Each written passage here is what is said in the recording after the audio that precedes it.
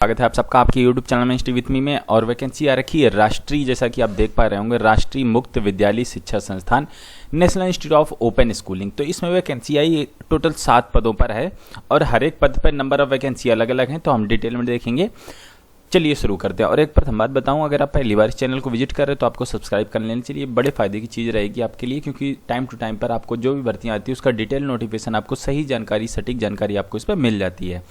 देखो, इस वैकेंसी की भर्ती आ रखी है और अगर आप इस संस्थान से कांटेक्ट करना चाहते हैं, कुछ जानना पूछना, तो ये टोल फ्री नंबर है। टोल फ्री नंबर वो नंबर होता है जिस पर फ़ोन करके बात करने से कोई पैसे नहीं लगते, तो आप इनसे जान भी सकते हैं। ठीक है, ये मैंने इनकी ऑफिशियल वेबसाइट ये से पेज ये मैंने प्रिंट आउट किया है, डाउनलोड किया है। तो यहीं पर ये इनकी ऑफिशियल वेबसाइट, यहाँ पर अप्लाई ऑनलाइन पर क्लिक करके आप यहाँ से अपना ऑनलाइन फॉर्म भी भर पाएंगे। और इस वेबसाइट का जो है लिंक मैं आपको नीचे अभी बताऊँगा और यहाँ से आप अपना फॉर्म भर। अब देखो, जो सीरियल नंबर 1 का ग्रुप ए की जॉब आई है वो डायरेक्टर के लिए है। तो देखिए, ये जो बड़ी जॉब होती है इनके लिए एक्सपीरियंस भी चाहिए आपको, और जो है ना आपकी एजुकेशन क्वालिफिकेशन भी हायर होनी चाहिए। और इसके लिए पोस्ट में वैसे भी कम होता है, क्योंकि किसी भी संस्थान में डायरेक्टर एक ही होता है। तो ऑब्वियसली बात है कि आपको इसमें जो है ना पद की संख्या कम रहेगी, और मैं आपको बताऊंगा जिसमें ज़्यादा पद हैं। नीचे चलते हैं, वैकेंसी और कई सारे पदों पर हैं। तो इसके बाद डिप्टी डायरेक्टर के पद है, इसमें 2 वैकेंसी है। तो डिप्टी डायरेक्टर जो है ना, जो बड़ा डायरेक्टर उससे थोड़े से छोटे डायरेक्टर होते हैं। अब ये देखो, 03 है डिप्टी डायरेक्टर अकाउंट्स के लिए आपकी 01 पद है। ठीक है, आपका सैलरी आप यहाँ देख सकते हो, सैलरी बड़ी धमाकेदार, क्योंकि जो है ना धमाकेदार चीज़ भी मांगी गई, आपके एजुकेशन क्वालिफिकेशन वगैरह धमाकेदार होगी, मैं आपको वो भी बताऊंगा। 4 नंबर पे एकेडमिक ऑफिसर आपके लिए पे लेवल आपका यहाँ से देख सकते हैं 56,100 से पेमेंट शुरुआत होकर 1,77,500 रुपये तक जाएगी। तो आपकी पेमेंट भी बड़ी अच्छी है। इसमें कई सारे बच्चे इसमें अप्लाई कर पाएंगे। मैं आपको बताऊँगा आपकी एजुकेशन क्वालिफिकेशन क्या होनी चाहिए, नीचे बताने वाला हूँ मैं आपको। तो इसमें 11 पद हैं। ठीक है, अनरिजर्व्ड के लिए 5 पद है और बाकी लोगों के लिए कुछ ऐसी रिजर्वेशन है। ग्रुप बी का जो है असिस्टेंट ऑडिट ऑफिसर, इसके लिए 1 पद है। और जो है एडीपी सुपरवाइजर के लिए टोटल आपके 37 पद है। इसमें बहुत सारे बच्चे एप्लीकेबल कर पाएंगे। मैं आपको एजुकेशन क्वालिफिकेशन इसके लिए भी बताऊंगा। पे लेवल 6 का आपका है, तो मतलब आपकी पेमेंट एक अच्छी रहने वाली है। इसके बाद जो 7 नंबर पे आते हैं, ग्रुप सी की जो पोस्ट है आपकी, ये 7 नंबर, इस पर 37 टोटल वैकेंसी है। मैं इसके बारे में भी आपको डिटेल में अच्छे से बताने वाला हूँ। आपकी पेमेंट 19,900 से 63,200 ये आपका मूल वेतन रहने वाला है। इसके अलावा जो सुविधाएं वगैरह देती हैं वो आपको अलग से मिलेंगी। तो चलिए थोड़ा सा और नीचे चलते हैं। और इम्पॉर्टेंट बात मैं आपको यहाँ पर बताना चाहूँगा कि इसमें उम्र सीमा जो है, उम्र सीमा की गणना बच्चों की जाएगी, ध्यान रखिएगा, 17/5/2019 से। मैं आपको बताऊंगा कि उम्र कितनी होनी चाहिए, लेकिन आपकी उम्र सीमा की गणना 17 मई से की जाएगी। और जो बच्चे अपीयरिंग वाले हैं, जिन बच्चों ने अभी जिनका रिजल्ट आया, अगर आपका रिजल्ट जो है ना 17 मई के पहले पहले आ गया, 17 मई के पहले पहले अगर आ चुका है, तो आप इसमें अप्लाई कर सकते हो। तो मोस्टली सबका अब जो है ना रिजल्ट अप्रैल तक आ ही जाएगा। तो जो बच्चे जिनका रिजल्ट आ चुका है वो बच्चे अप्लाई कर सकते हो। डेट आप याद रखिए, इस डेट तक अगर आपका रिजल्ट आ गया तो आप इसमें अप्लाई कर पाओगे। ठीक है, तो ये क्रूशियल डेट जिसे कहते हैं ना, इस डेट से ही आपकी उम्र नापी जाएगी, इसी डेट से आपकी एजुकेशन क्वालिफिकेशन, या इसी डेट से आपकी जो है ना जो आपका एक्सपीरियंस है वो सब का सब इसी डेट से ही देखा जाने वाला है। फॉर्म फीस की बात कर लेते हैं। तो जो आपका ग्रुप ए की जो जॉब थी डायरेक्टर के लिए, उसके लिए आप देख सकते हो फॉर्म फीस 750 रुपये। और इस तरह आपको जो देख सकते हो, जो ग्रुप सी की जो जॉब थी वो 150 रुपये की, ये आप यहाँ से देख सकते हो। फॉर्म फीस के बारे में यहाँ पर दे रखा है। तो हम थोड़ा सा और नीचे चलते हैं। अब आपको मैं बताना चाहूँगा जो इसकी मुद्दे की बात है, एजुकेशन क्वालिफिकेशन वगैरह। अब देखो, जो नंबर ऑफ पोस्ट ए थी, ग्रुप ए की जो जॉब थी, आपके यहाँ से देख सकते हो, जो डायरेक्टर का पद का नाम था, डायरेक्टर रिक्रूटमेंट है। और जो डायरेक्टर का पद था ये, इसके लिए आपकी जो है ना उम्र सीमा प्रेफरेबली बिलो आपकी 52 साल से कम होनी चाहिए। और ये कैटेगरी 1 पद है और ये ओबीसी के लिए पद रिजर्व है। तो आप यहाँ से देख सकते हैं, आपको जो है ना इसेंशियल क्या चाहिए, मास्टर डिग्री 55% के साथ में 10 साल की रेगुलर सर्विस आपकी होनी चाहिए, ऐसा करके। तो इसमें बहुत सारे बच्चे अप्लाई नहीं कर पाएंगे, लेकिन जो अप्लाई कर सकते हैं, जिनके पास ऐसी नौकरी कर चुके हैं, वो बच्चे यहाँ पर देख सकते हैं। मैं मोस्टली फोकस करूँगा जो है ना ग्रेजुएट वाले बच्चों के लिए जॉब है, जो 37 पोस्ट जिसमें वैकेंसी भी ज़्यादा, उसके लिए ज़्यादा फोकस करूँगा। इससे मैं थोड़ा सा तेज़ी के साथ में बता रहा हूँ। अब जो ये डिप्टी डायरेक्टर की जो पोस्ट थी एकेडमिक के लिए, इसमें 2 पोस्ट थी, ग्रुप ए की जॉब है। आप यहाँ से आपकी उम्र सीमा 56 से कम की होनी चाहिए। और आपका ये देख सकते हैं, आप कहीं सेंट्रल गवर्नमेंट वगैरह में ऑफिसर होने चाहिए, तब आप इसके लिए अप्लाई कर पाओगे। हम थोड़ा सा और नीचे चलते हैं। डिप्टी डायरेक्टर्स अकाउंट्स के लिए आपके देखेंगे 1 पद था, ग्रुप ए की जॉब है, 56 साल से उम्र सीमा कम होनी चाहिए। और आपका जो है ना ये इतना ज़्यादा कई सारी चीज़ें इसमें मांग रखी है, ऑन डेपुटेशन वगैरह, ये सब चीज़ें अगर आपके पास हैं तो आप इसमें अप्लाई कर पाएंगे। I will focus on graduate level post. ठीक है, तो इसके बाद जो पोस्ट आती है एकेडमिक ऑफिसर के लिए एक पोस्ट है, तो इसमें भी आप देख सकते हैं मास्टर डिग्री होनी चाहिए 55% के साथ में कंप्यूटर का नॉलेज, इसमें बच्चे अप्लाई कर सकते हैं। आप देख सकते हैं इसमें ज़्यादा कुछ चीज़ें मांगी नहीं गई हैं। आप देख सकते हैं मास्टर डिग्री होनी चाहिए इन डिफेंस स्टडीज़ में, आप ध्यान रखिएगा डिफेंस स्टडीज़ में होना चाहिए और 55% नंबर होने चाहिए, कंप्यूटर आना चाहिए और हिंदी अंग्रेजी आनी चाहिए। तो जिनके पास अगर नॉलेज है, ग्रुप ए की जॉब है, बड़ी बेहतरीन जॉब, आप एकेडमिक ऑफिसर बनाए जाएंगे डिफेंस स्टडीज़ में। अगर आपने ग्रेजुएशन किया है तो आप इसके लिए ज़रूर अप्लाई करें, आपकी एक बेहतरीन पेमेंट होने वाली है, ठीक है। और उम्र सीमा यहाँ देख सकते हैं 37 साल से कम, और ये जो कैटेगरी है अनरिजर्व जनरल वाले बच्चों भी इसमें अप्लाई कर पाएंगे।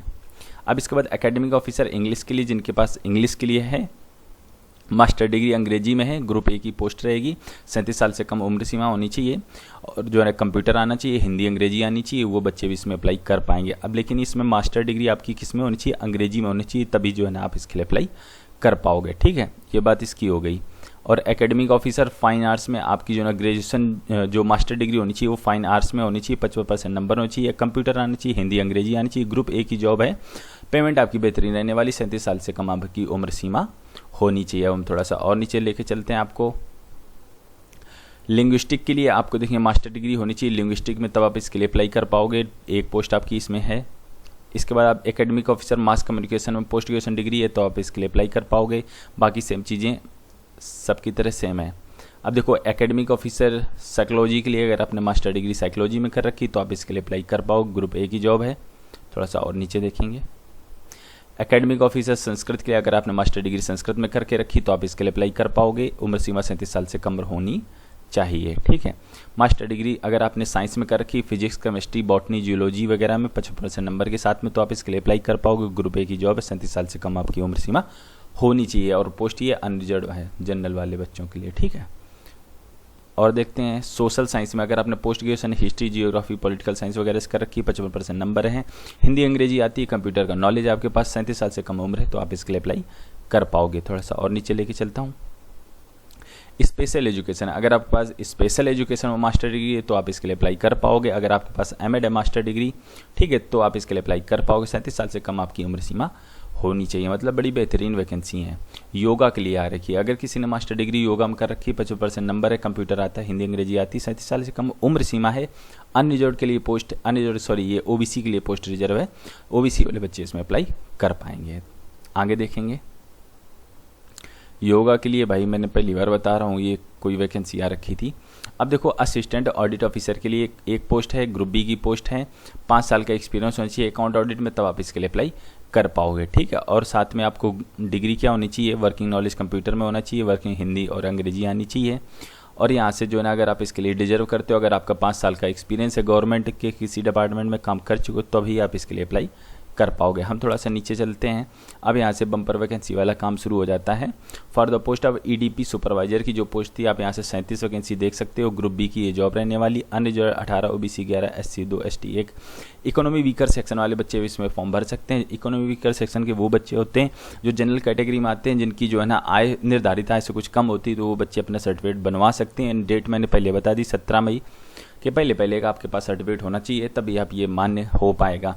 आपकी उम्र सीमा 37 साल मैक्सिमम है। और यहाँ से आपको चाहिए कि बैचलर डिग्री अगर आपके पास है, अगर आप ग्रेजुएट हो तब आप इसके लिए अप्लाई कर पाओगे, ठीक है, with graduate diploma in computer application hardware engineering और इक्विवेलेंट।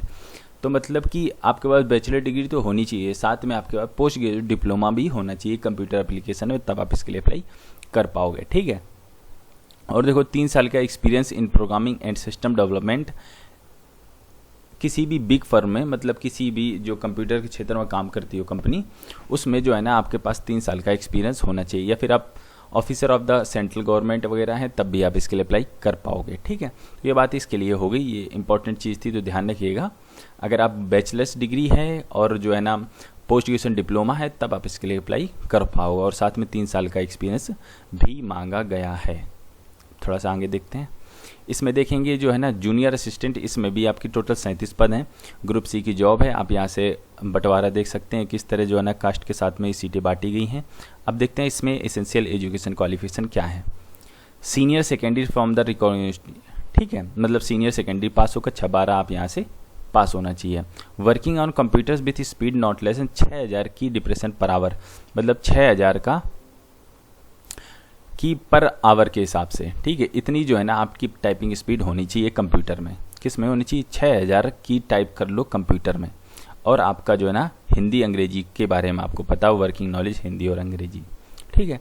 तो कक्षा 12 पास, कंप्यूटर की टाइपिंग आपके पास और हिंदी अंग्रेजी पता हो, तब आप इसके लिए अप्लाई कर पाओगे। और देखो डिजायरेबल वो चीज़ होती है, अगर है तो बढ़िया बात, नहीं है तो कोई बात नहीं। तो डिजायरेबल इन्होंने कर रखा है, मतलब कि इसे कहते हैं, ये तो इसे इसेंशियल का मतलब होनी ही होनी चाहिए। डिजायरेबल मतलब अधिमानी रहता है, इसे हिंदी में कहते हैं अधिमानी। और इसका मतलब ये है कि अगर है तो ठीक, नहीं है तो कोई बात नहीं। बैचलर डिग्री है तो आपको प्रेफरेंस देंगे ये लोग। और अगर आपने सर्टिफिकेट कर रखा कंप्यूटर एप्लीकेशन तो आपको प्रेफरेंस मिलेगा। 2 साल का अगर आपके पास एक्सपीरियंस है तब भी आपको प्रेफरेंस दिया जाएगा। ये बात इसकी थी। और इसेंशियल ये था जो मैंने ऊपर यहाँ पर सारी चीज़ें बताई। कक्षा 12 पास, कंप्यूटर में टाइपिंग और आपको हिंदी अंग्रेजी आती है। तो मैंने इस तरह सारी की सारी चीज़ें इसमें कवर कर ली। आप जिस पोस्ट के लिए एप्लीकेबल हो, अगर आप ग्रुप ए की जो मैंने ऊपर पोस्ट बताई थी, अगर आप पोस्ट ग्रेजुएट हो, आपने एमएससी वगैरह कुछ पोस्ट ग्रेजुएशन कर रखा है तो आप ऊपर वाली पोस्ट के लिए अप्लाई करो। और जिनके पास नहीं है, 12th पास है, कंप्यूटर का नॉलेज है, तो वो बच्चे इन वाली पोस्टों के लिए अप्लाई कर सकते हैं, ठीक है। तो उम्मीद करता हूँ आपको सारी बातें क्लियर हो गई होंगी। और अगर सिलेबस वगैरह किसी चीज़ का जानना हो तो आप सरकारी syllabus.com पर विजिट कर सकते हैं। हम आपसे मिलते हैं अगली वीडियो में, तब तक के लिए वंदे मातरम।